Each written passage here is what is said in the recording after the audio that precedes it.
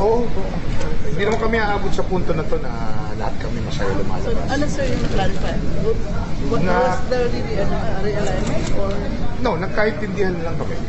We understood that what both we did were within the bounds of what we had to do. The Senate had to do its job, we had to do its job. And I think if we do not hurdle that point, hindi kami aabot sa susunod na meeting. Pero process confirmed sir kung nagkaroon ng realignment? Kung kinonfirm ko yun, hindi kami magkakaintindihan. Sir, how about yung in-itemize or yung dinetali? Everything has to be itemized.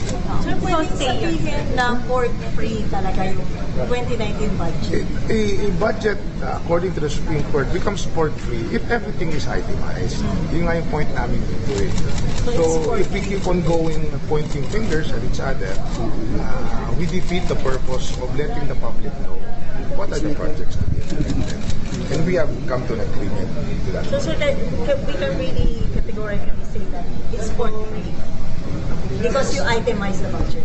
That is the need, and that's according to the Supreme Court decision. Sir, Kailangan i-itemize. Sir Speaker, Arroyo.